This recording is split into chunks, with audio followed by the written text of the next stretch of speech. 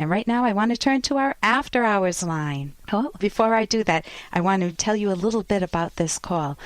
And this is a call from a woman who works for a man that she is also dating. And her name is Marissa. Her boss is her boyfriend.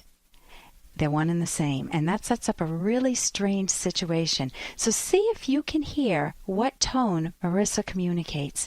See if you think she feels valued and cared for by this, in quotes, boss boyfriend.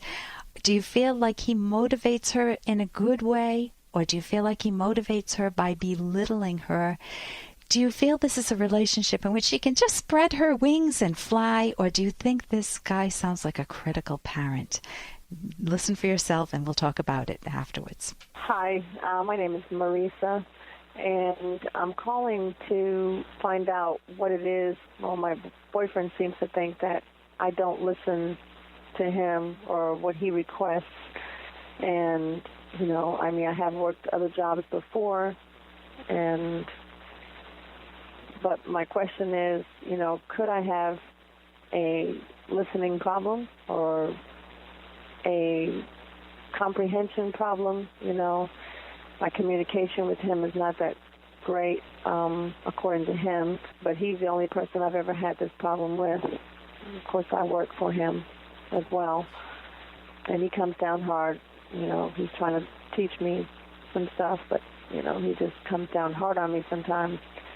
And, he says he asks me to write things down, and I don't always write things down the way I should. So,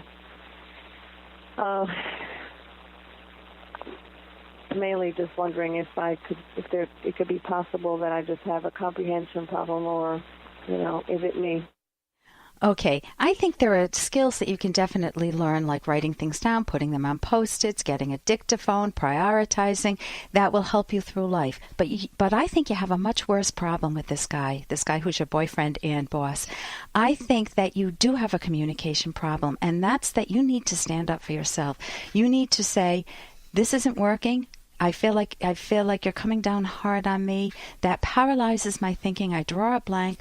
I have a mind too, and I do things differently, but I'm effective. I've been in other jobs and I've done quite well. I experience you as condescending. I feel criticized. I would love your loving support. I feel like I'm being made out to be mentally inferior or a mental cripple, and that's not working in our relationship. I'm wondering if you need someone to boss or if you want a loving partner. So you can ask yourself, why do you stay with him? Why are you beating up on yourself when you're already telling me you haven't had this problem with other people? He may remind you of your dad. Many people repeat a situation that's been bad in their childhood. For example, it feels familiar to be picked on.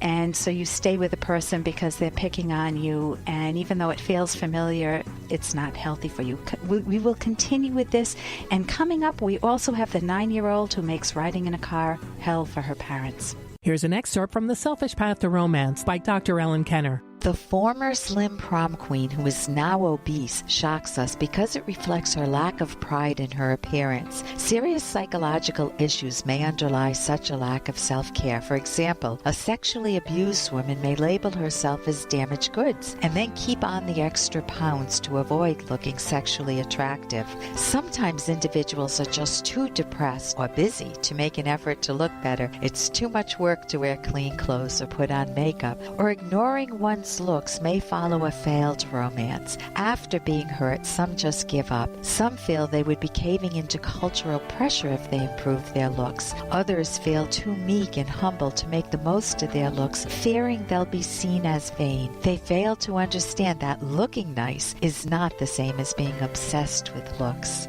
You can download Chapter 1 for free at drkenner.com, and you can buy the book at amazon.com.